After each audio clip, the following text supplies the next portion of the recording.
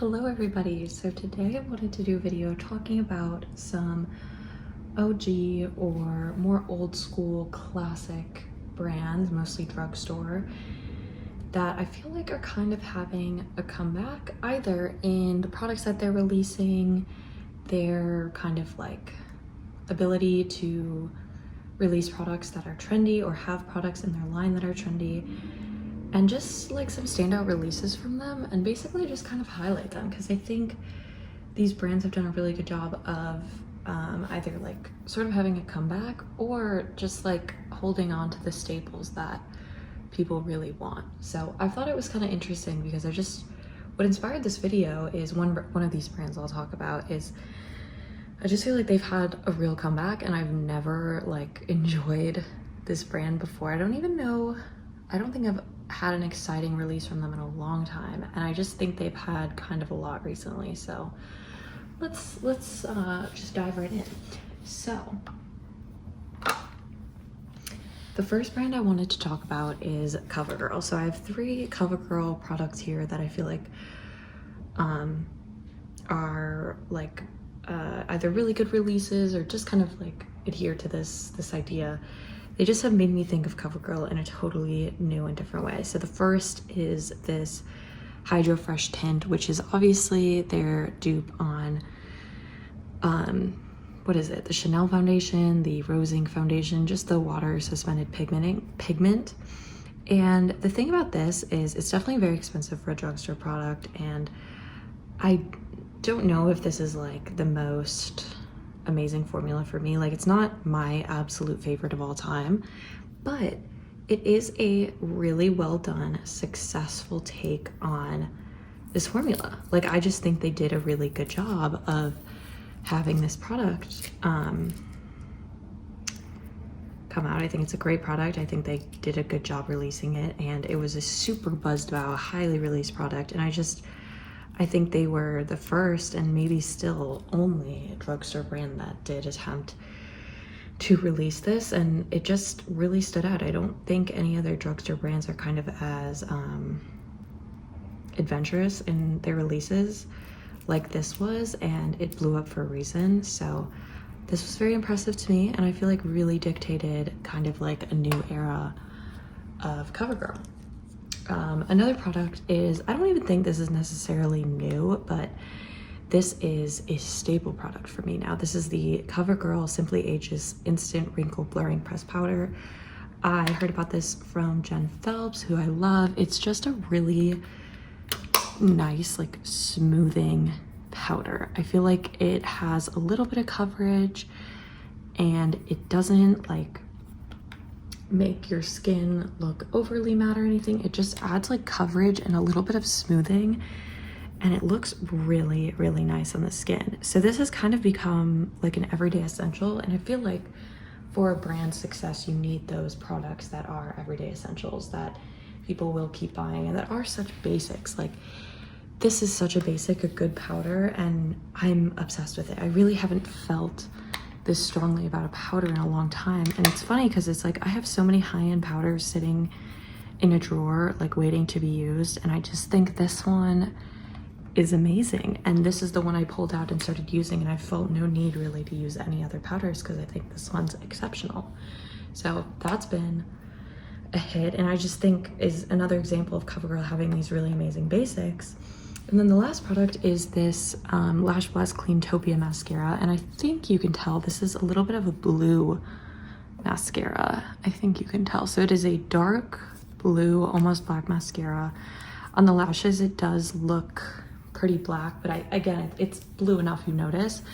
And I think this to me is an example of CoverGirl just really understanding the trends.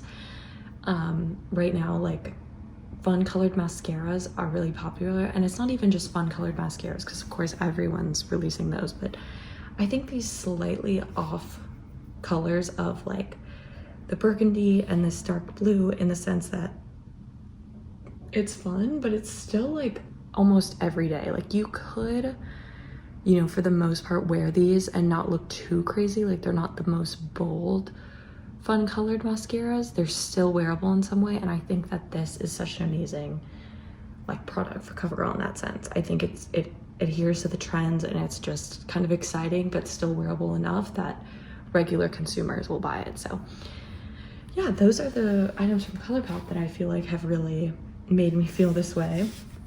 Let's do another brand. So this one is, I don't think this Wet n Wild is going to be the next one. I don't think this is necessarily a brand that has like fell off ever, but I don't think it's as popular as it once was. There's a ton more of cheap, really cheap, like drugstore makeup. I feel like there's like a couple of tiers of drugstore makeup. There's like the cheapest, which is Wet n Wild, Essence.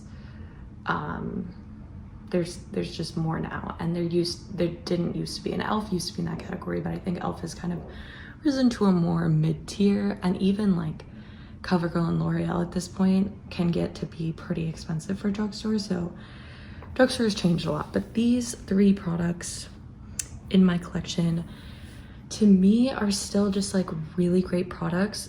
2 of them are not like new releases, or I don't actually know if any of these are new releases, but some of them are not new at all for sure, and then I think some of them are kind of adhering to that new trend. So the first is the Wet n Wild Color Icon Bronzer. So I've talked about this in a lot of videos. This is a glowy bronzer, as you can see. It has that amazing sheen, and so many companies have come out with products like this now. I feel like this is similar to Hourglass and RMS Beauty, and I just think that Wet n Wild is one of the unique drugstore brands that has come out with a product like this.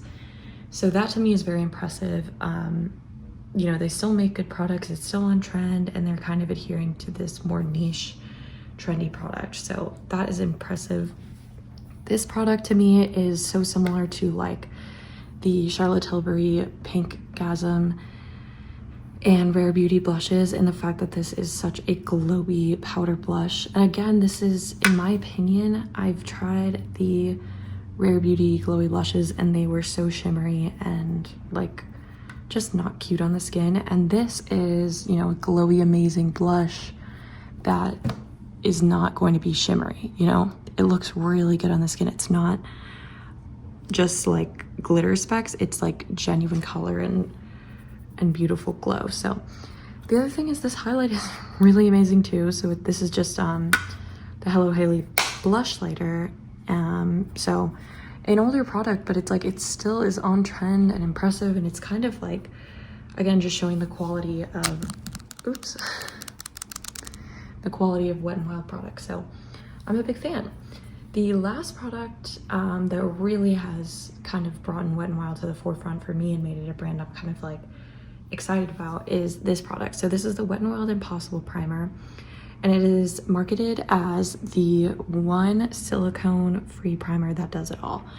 And this primer, you guys, feels so expensive, so luxurious. It is kind of like, you can kind of see it has that clear sort of silicone looking smoothing primer. However, it is silicone free, and it's so moisturizing feeling. It adds like a bit of filling, but it just kind of makes this like amazing canvas for your makeup, and it feels like water, but even more moisturizing, because obviously water doesn't, you know, immediately moisturize the skin. It literally just feels like water.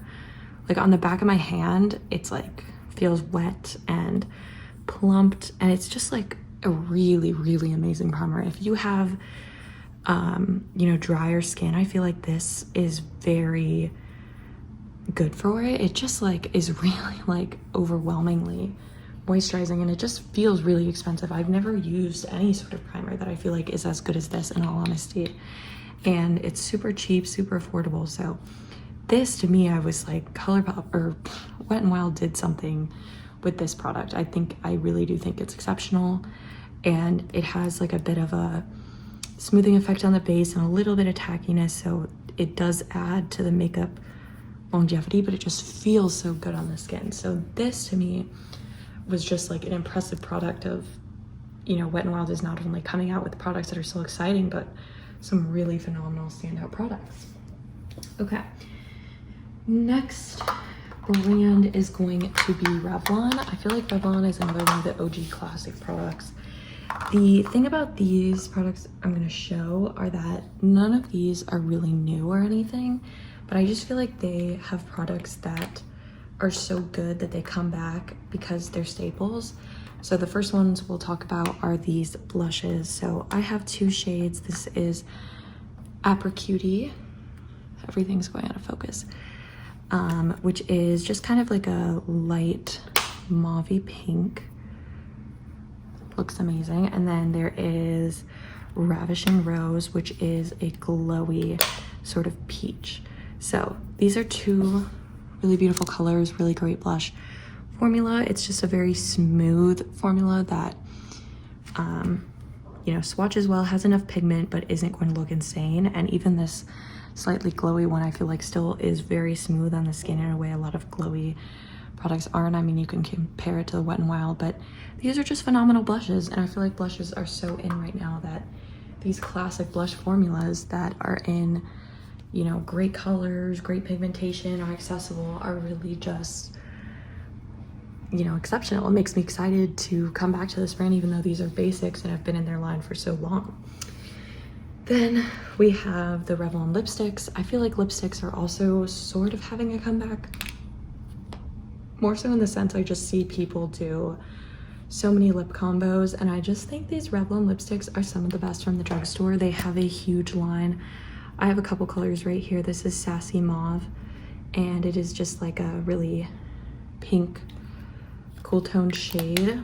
And then I have Smoky Rose, and I just think Revlon has some of the best drugstore lipsticks. I think they adhere to the trends that are popular still. So like, you know, these have pigmentation, but they're not like an insane matte. Like most of them have this like glow, you can sheer them out. They're really flattering colors. They're not like insanely crazy colors. And I just think there's a reason they're so classic. And I just think they've kind of had a comeback in that sense, because I'm always turning to these colors and I'm like, oh my gosh, like this is kind of exactly what I wanted. The last lipstick is in their super lustrous formula. And this is an example of, I don't know how long this has been released, but again, it's another example of like they can take these classic lipstick shades and or formulas if this has been out in a while, and it's just super on trend because this is a super glowy, glossy formula, and it's, you know, right on trend with what people on TikTok want, what, you know, people are excited to wear. So that has really stuck out to me too, as just like, huh, like, you know, the Revlon range has always had this. So Revlon has just become exciting to me in a new way. The last brand I wanted to talk about is L'Oreal. So I have a couple products I picked out that I feel like really resemble or really demonstrate why I feel like they're really having a comeback.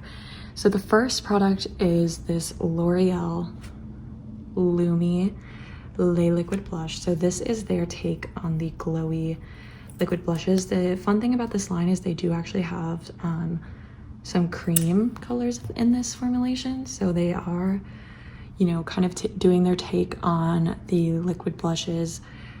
And this to me is a great dupe for, again, the Pinkasm shade. It's just beautiful, glowy. It's not super like shimmery. It has just like a glow and a beautiful pink sheen. And I just feel like they kind of nailed it, and they really understood like what's desired from consumers right now, what's popular, and they came out with a great formula.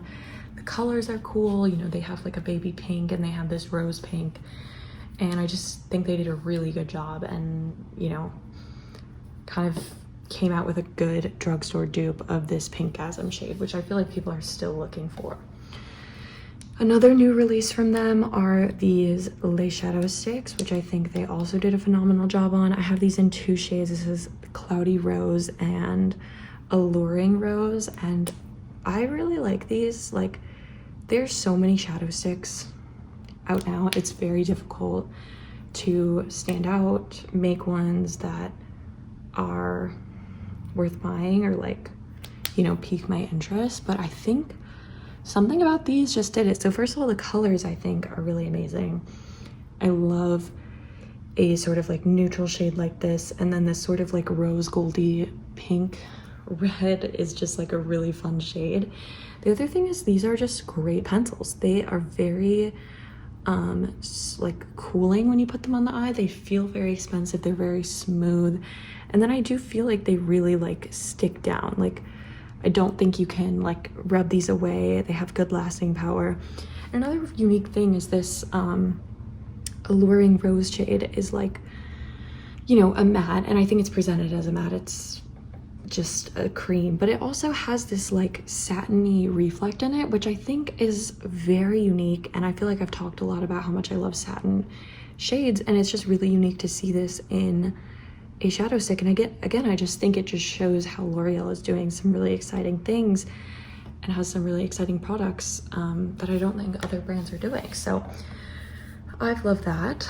The last product is the Radiant Serum Foundation. You can see this is like beat up, but this to me is an example of L'Oreal coming out with just like quality products that you constantly want to rebuy. This has been my favorite foundation from the drugstore for years, and I would repurchase this any day. And I really don't know. There are some other great drugstore foundations, but like to me, they've just created something really solid here, and it's something I want to keep coming back to. So again, even though like I feel like L'Oreal can sometimes be a brand that's, you know, a little boring, there's so many other new drugstore brands that are more exciting, and I feel like Maybelline and Elle have come to the forefront. Like L'Oreal still holds up. They are still coming out with great formulas and good changes that are, you know, modern and updated, but they're still bringing these amazing basics. So anyways, that is the 4 brands I just kind of wanted to talk about here that I feel like kind of get overlooked in the like makeup space we have now that is so oversaturated with so many brands coming out with so many new things. And these brands I think sometimes get like, you know, not all of them, but I do think there's discussion sometimes of like, oh, this brand has fallen off, like this brand doesn't compare. And I just think that these brands, you know, definitely have kind of like overcome that label and are still exciting, are still interesting, are still having, you know, either new releases or core products that are great products and are trendy and fun and adhere to these, you know, the looks we want to make. So I just wanted to highlight them and the products I had within it. I know this was kind of a incoherent video, but I just mostly wanted to talk about like these amazing products from brands that, you know, might be overlooked or, you know, kind of dissed on a lot. So yeah, that'll be all for this video, but I'll see you guys next time. Bye.